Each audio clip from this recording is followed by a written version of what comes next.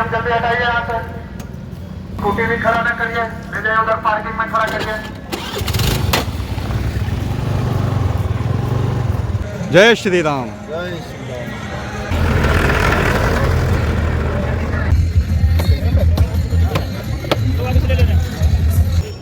जय श्री राम।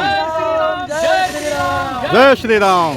राम राम दोस्तों, मैं भगवान राम का वंशज अभयवीर आपका आपके चैनल में हार्दिक स्वागत एवं अभिनंदन करता हूं। दोस्तों, आज मैं आपको विकास के पथ पर अग्रसर त्रेतायुगीन अयोध्या के भव्यतम स्वरूप का दिव्य दर्शन कराने का पूरा प्रयत्न करूंगा। सामने परिलक्षित हो रहा अद्भुत प्रवेश द्वार अयोध्या के विकास के प्रतिमान को नई ऊंचाइयां प्रदान करता है और यहाँ पर जो गमले नुमा संरचना में वृक्षों की जो आभा है वह काफ़ी अधिक खूबसूरत है और यहाँ पर सूर्य स्तंभों को अंतिम छोर में भी लगाया गया है, यानी संपूर्ण धर्मपथ मार्ग पर 40 की संख्या में सूर्य स्तंभों का निर्माण कार्य किया गया है।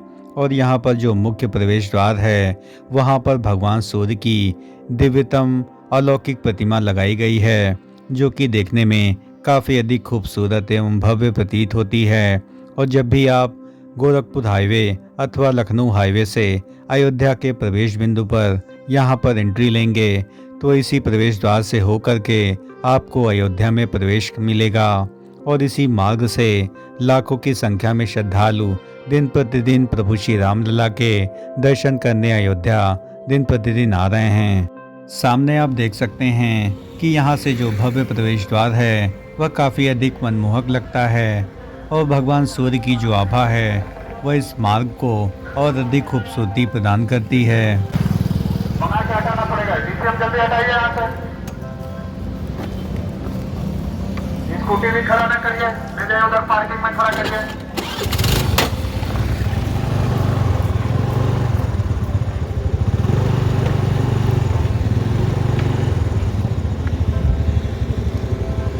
बेहद खूबसूरत परिदृश्य अयोध्या के मार्गों का यह सबसे बेहतर परिदृश्य है। अयोध्या में सड़कों का ऐसा बेहतर स्वरूप कभी भी नहीं देखा गया और यहाँ पर जो सड़कें हैं वह इतनी अधिक खूबसूरत और दिव्य बनी हैं जो कि सभी राम भक्तों का मन मोह लेंगी, क्योंकि यहाँ दिन प्रतिदिन लाखों की संख्या में श्रद्धालु रामलला के दर्शन के लिए आ रहे हैं। अतः उनको यहाँ बेहतर सुविधाएं प्रदान करने के उद्देश्य से सरकार कई प्रयास भी कर रही है।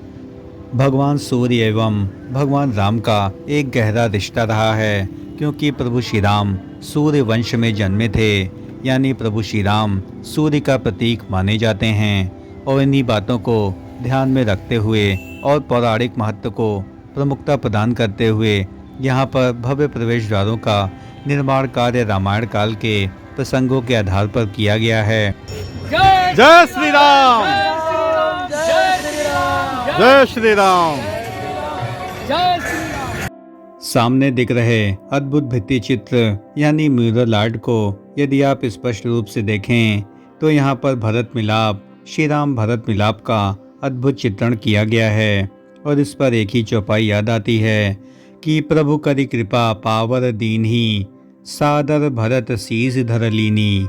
यानी यह चौपाई तुलसी की रामायण के उस प्रसंग की है जब चित्रकूट में भगवान राम से मिलकर भरत उन्हें वापस लौटने में काफ़ी अधिक प्रार्थना करते हैं, लेकिन वे सफल नहीं होते हैं।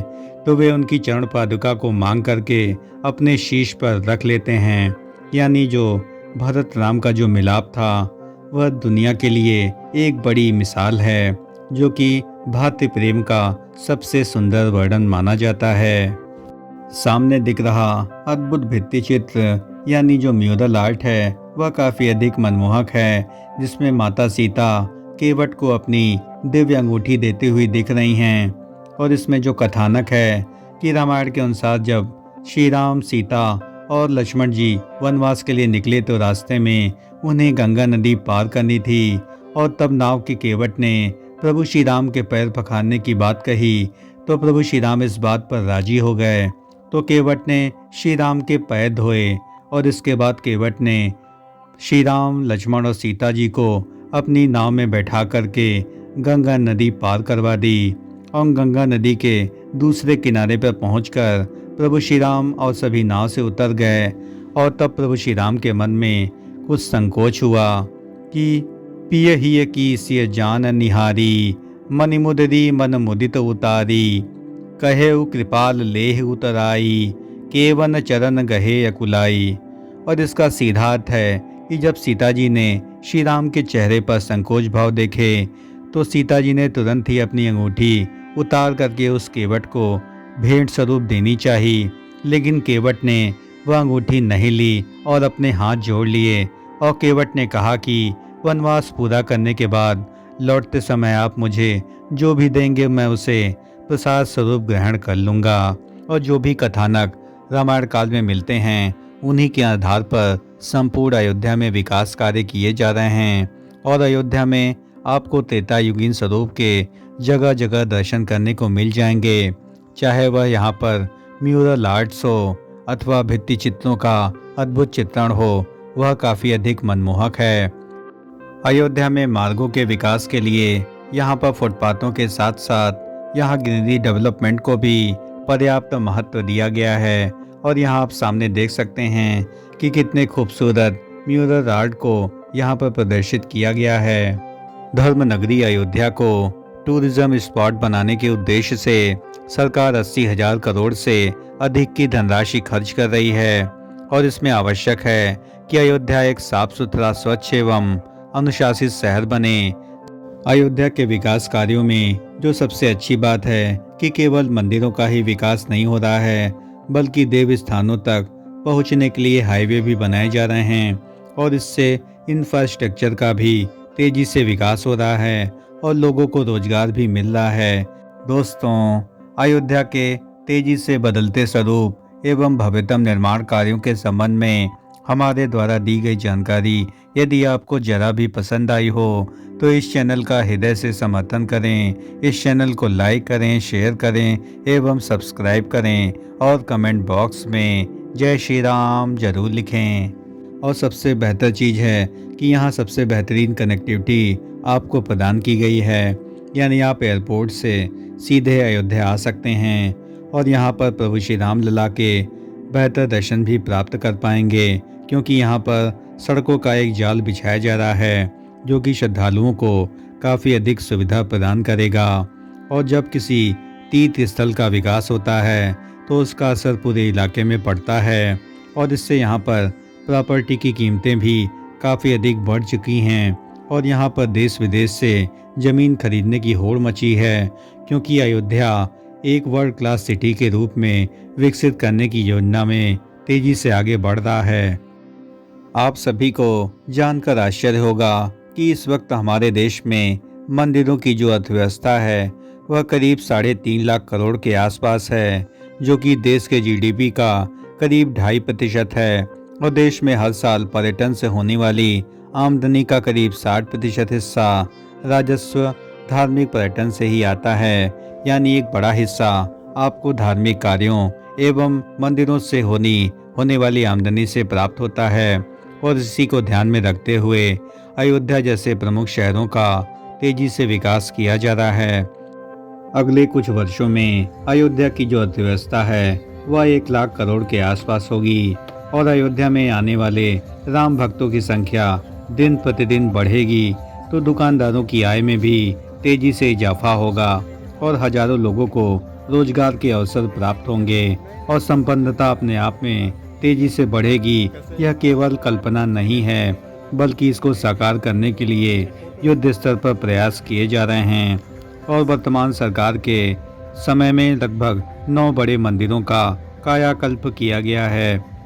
अयोध्या के लिए सबसे बड़े खुशी की बात है कि प्राण प्रतिष्ठा कार्यों के बाद अब तक करीब 8 लाख से अधिक श्रद्धालु अयोध्या आकर प्रभु श्री रामलला का दर्शन प्राप्त कर चुके हैं और यहाँ पर लगातार श्रद्धालुओं की संख्या बढ़ रही है।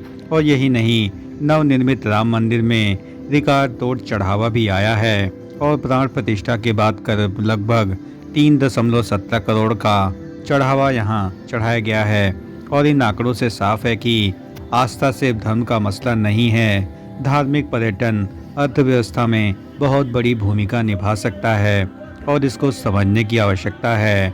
और धर्म को यदि आप विकास से जोड़ेंगे, इससे देश की अर्थव्यवस्था को नई ऊंचाई प्रदान करने में काफ़ी अधिक मदद मिलेगी। जय श्री राम। जय श्री राम। दोस्तों, निरंतर विकास के पथ पर अग्रसर धर्म नगरी अयोध्या के सबसे सुंदर परिदृश्य के संबंध में हमारे द्वारा दी गई जानकारी यदि आपको जरा भी पसंद आई हो तो इस चैनल का हृदय से समर्थन करें। इस चैनल को लाइक करें, शेयर करें एवं सब्सक्राइब करें और कमेंट बॉक्स में पूरी आत्मीयता से जय श्री राम जरूर लिखें। और आपको अयोध्या के विकास कार्यों के संबंध में जो भी वीडियो चाहिए उसे कमेंट बॉक्स में ज़रूर लिखें। हमारा पूरा प्रयास रहेगा कि उस संबंध में मैं आपको पूर्णतया जानकारी बेहतर ढंग से प्रदान कर सकूं। धन्यवाद। राम राम राम राम।